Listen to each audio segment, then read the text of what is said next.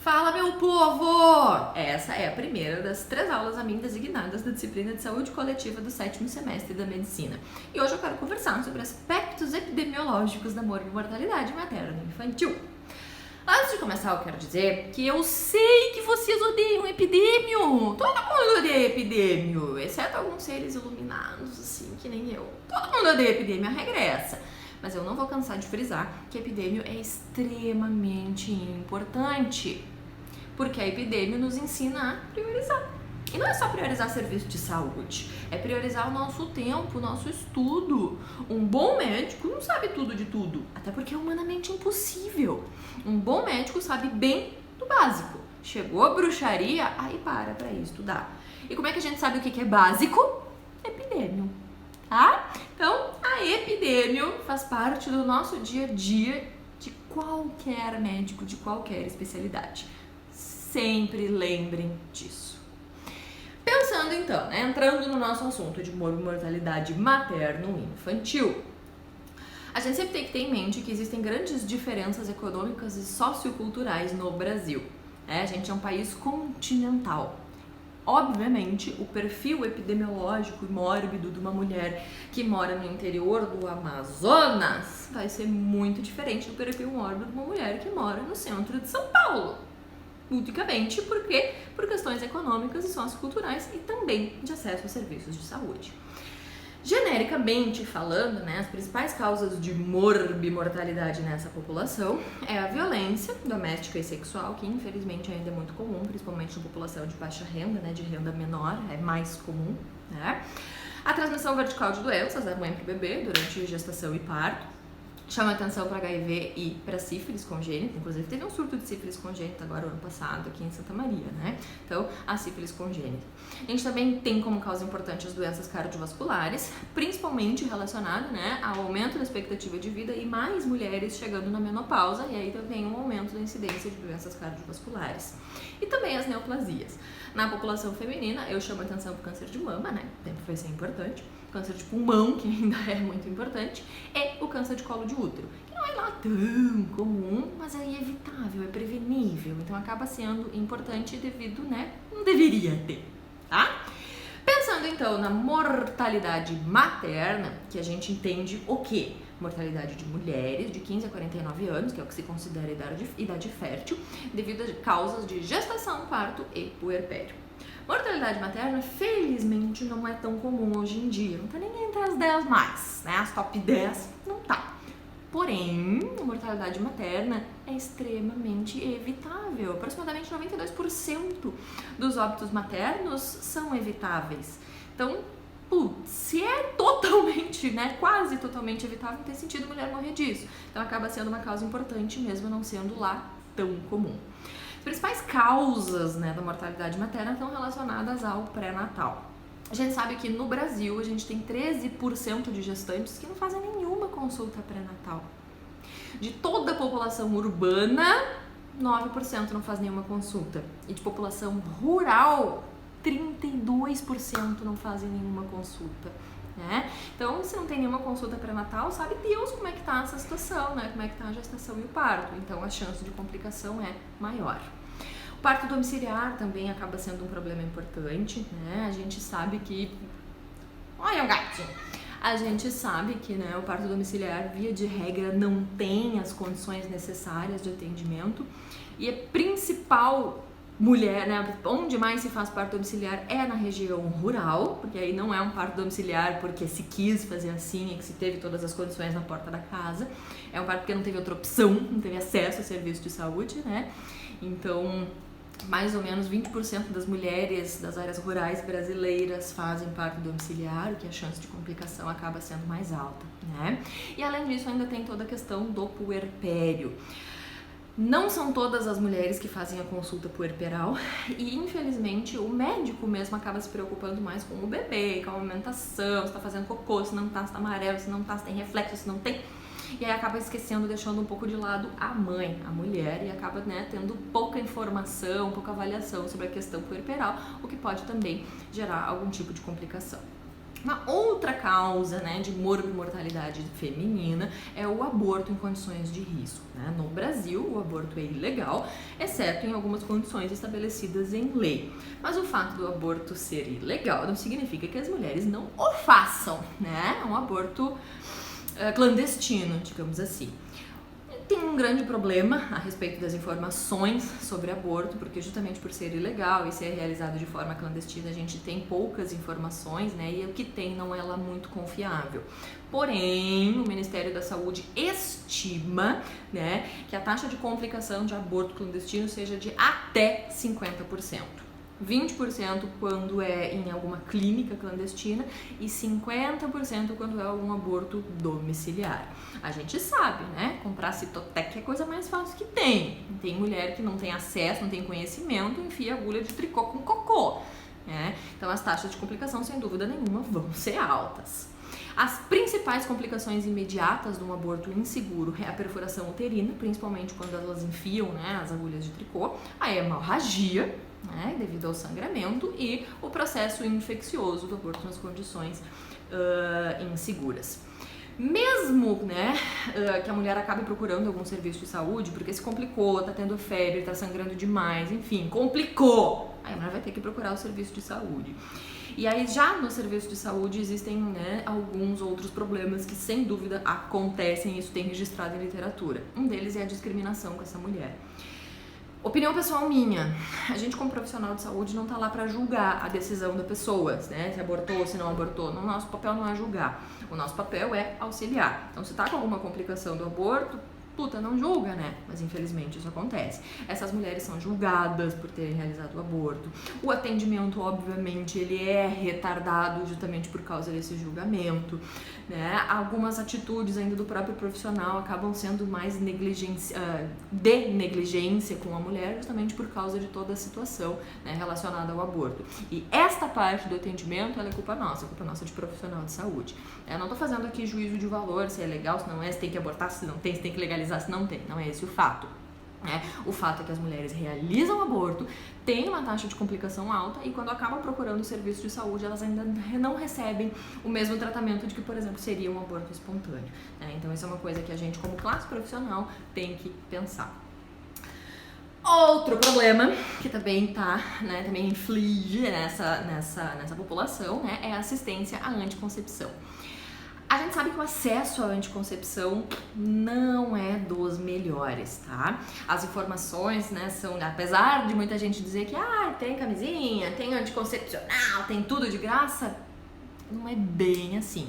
Porque apesar de conseguir ali no posto de saúde pegar, tem muita mulher que não tem acesso ao posto de saúde, tem muita mulher que até não tem a informação de como usar anticoncepcional. E aqui eu vou contar uma coisa pra vocês que eu vi, ninguém me contou na minha época de faculdade. Fui fazer uma visita domiciliar e tinha um monte de camisinha estendida no varal. E a gente perguntou, né, mas meu Deus, que diabos é isso? E aí a dona, né, a mulher que era quem a gente tá indo visitar, ela disse que o posto é muito longe, não tem como ir lá pegar a camisinha toda vez, então a gente usa, aí eu lavo e penduro. Isso ninguém me contou, isso eu vi. Então o acesso à informação sobre anticoncepção, infelizmente, ainda é muito limitado. A gente tem de estimativa que de todas as mulheres que iniciam um processo contraceptivo, quase 50% delas interrompem no primeiro ano, né, não dão seguimento a esse método contraceptivo. Por consequência, a gente tem uma alta taxa de gravidez não planejada. Lembrando, né? A gravidez não planejada é diferente de uma gravidez indesejada, né? A gravidez não planejada, que é aquela que o casal não estava tentando gestar, né? Aconteceu em torno de 50%. Tá? E isso, ao meu ver, é uma taxa bem alta, né? Então, de 50% das nossas gestações são gestações não planejadas. Então, a gente sempre vai ter que ter isso em mente quando avaliar uma mulher, né? Teste positivo, pré-natal, que legal, bebê. Em torno de 50% dos casos não é assim, pelo menos no começo, tá? Então, vamos sempre manter isso em mente. Outro problema importante é que a anticoncepção, muitas vezes, ela vem desarticulada das prevenções contra as doenças sexualmente transmissíveis. Dá anticoncepcional, faz laqueadura, bota DIU. e a orientação sobre essas doenças acaba sendo negligenciada, fica meio de lado, né? Por consequência, as doenças sexualmente transmissíveis, infecções, né, as ISTs hoje, elas acabam sendo um problema importante nessa população. Né, é um problema importante e é um dos problemas mais graves no mundo, né? Vide, por exemplo, o HIV, que a gente tem aí uma epidemia de HIV. Mas não é só o HIV, a gente tem uma série de outras doenças, tem clamídia, tem gonorreia, tem herpes, enfim, tem N doenças, né, que são sexualmente transmissíveis e que podem trazer complicações tanto para a mãe quanto para o bebê. Dentre as principais complicações que podem estar relacionadas a uma infecção sexualmente transmissível é a doença inflamatória pélvica, que a gente sabe que posteriormente está relacionada à infertilidade, e a gravidez ectópica, né? Também tem a questão do câncer de colo uterino relacionado ao HPV. E quando a mulher está com alguma infecção, ela também se transforma num facilitador da infecção pelo HIV na gestação não protegida. E claro, as infecções congênitas, né? HIV, sífilis, pode ter herpes, né? Tem outras doenças que também podem ser transmitidas pro bebê. Por consequência, né, a gente tem essas ISTs, elas são bem prevalentes ou incidentes, como quiserem se referir, a gente tem um aumento de neoplasias relacionadas.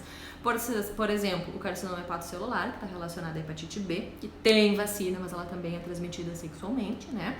O carcinoma de vulva, principalmente o espinocelular, né, de vagina, de ânus, também relacionado ao HPV, e o sarcoma de Kaposi relacionado ao HIV. Então, IST não é só uma infecçãozinha, né, que tratou e acabou. Tem uma série de complicações relacionadas, que vão desde a infertilidade posterior, né, até uma neoplasia. Falando um pouquinho então sobre violência doméstica e sexual, a faixa etária mais atingida por esse tipo de violência é de 15 a 49 anos, né? Que são as mulheres jovens, sexualmente ativas, entrando, né, a curto, médio prazo em um relacionamento. 34% dos casos de violência sexual são causados pelo parceiro ou pelo ex-parceiro. Tá? E toda essa situação de violência, ela tá relacionada, obviamente, né, ao uso de drogas, ao uso de álcool, né, a sintomas psiquiátricos, né, depressão, ansiedade, enfim. E uma coisa muito preocupante, de todas as mulheres que sofrem algum tipo de abuso ou de violência, seja física ou psicológica, menos de 15% procuram auxílio médico. Elas acabam tentando resolver sozinhas. E isso pode, obviamente, gerar outros problemas. Pensando, né, no estupro propriamente dito, né, na conjunção carnal, o ideal é que o atendimento seja feito em até 72 horas, para que haja tempo hábil para profilaxia de ST e de HIV e também de uma gravidez indesejada. Repito, nem 10% sequer procura um atendimento médico, muito menos dentro das 72 horas, né? Muito disso se deve ao medo, né, de que vai envolver polícia, de que vai acontecer alguma outra coisa, que muitas mulheres não querem envolver polícia nisso, né? Então, a gente também tem que lembrar que a violência é uma causa importante e muitas vezes negligenciada, tá?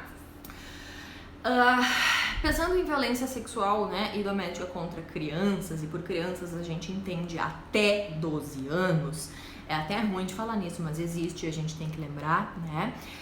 Quase 85% dos agressores, tá, de crianças são conhecidos da família. E aí é pai, padrasto, tio e vizinho, tá? 85% dos agressores sexuais de crianças até 12 anos são conhecidos da família. Então, tem que ter um pouco de cuidado disso, tá? Já pensando em crianças acima de 12 anos, tá? Aí a taxa de conhecidos já diminui um pouquinho, já passa a 55%. Até porque aí já é adolescente, já vai sozinho para a escola, já tem uma vida social na rua mais ativa, e aí a violência doméstica, digamos assim, ela deixa, né, deixa de ser tão comum. Mas, pessoalmente, eu acho extremamente preocupante que 85% dos casos de agressão sexual, uma criança de até 12 anos, seja de alguém da família. Pai, padrasto, tios e vizinhos, tá? Homens, por favor, né? Muito bem. Outra questão que a gente tem que levar em consideração é a saúde da mulher no climatério, né, na menopausa. Como eu já falei aqui em outro momento, a gente tem cada vez mais mulheres chegando, né, na menopausa, a expectativa de vida está aumentando, então a atenção à mulher no climatério hoje passa a ser importante. A título de curiosidade para vocês, a expectativa de vida na década de 60 era 40 anos. Dificilmente tem mulher climatérica aos 40 anos. Então, um médico que atuava lá na década de 60, vai saber de menopausa, nem sabe o que é isso, se bobear, né? Não tem necessidade. Agora, hoje, nossa expectativa de vida tá quase 80, 84, eu acho, pra mulher, né? Então, a gente vai ter cada vez mais mulheres no climatério por cada vez mais tempo no climatério. Uma mulher que vive até os 84, 85 anos vai ter aí o quê? 40 anos de climatério. Então, é uma situação que é importante, tá? O que a gente tem que priorizar, né? O que a gente tem que saber a respeito do climatério? Que é uma situação de mudança de vida para toda mulher, né? É a transição entre o período reprodutivo para o período não reprodutivo. Algumas mulheres lidam bem com isso, outras não lidam tão bem. E as que não lidam tão bem vão ser cada vez mais comuns, porque lembrem-se, mulher tem prazo de validade. E as mulheres estão tendo filho cada vez mais tarde.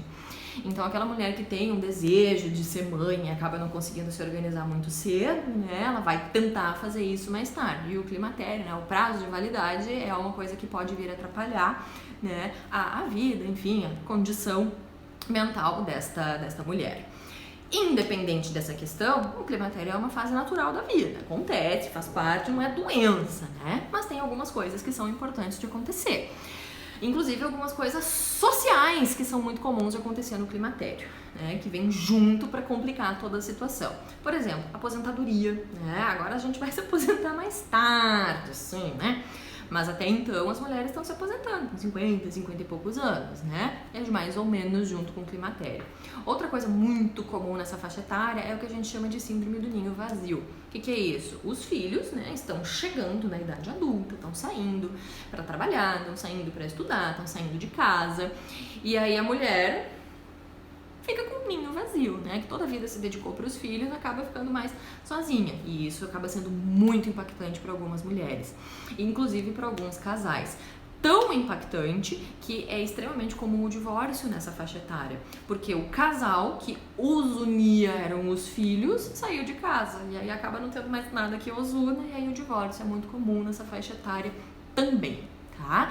Então a grande maioria das mulheres chega, né, na menopausa com aquela sensação de cumprir o meu objetivo social, acabou a minha vida, né? Não pode mais ter filhos, filhos saíram de casa, separou do marido, aposentou, acabou, né? Tem muita mulher que chega no climatério com esse sentimento, com essa sensação. E tem muitas mulheres que vão ficar 30 anos no climatério. Então a gente acaba tendo que levar isso em consideração e ter um pouquinho de empatia pela situação que elas estão vivendo, né?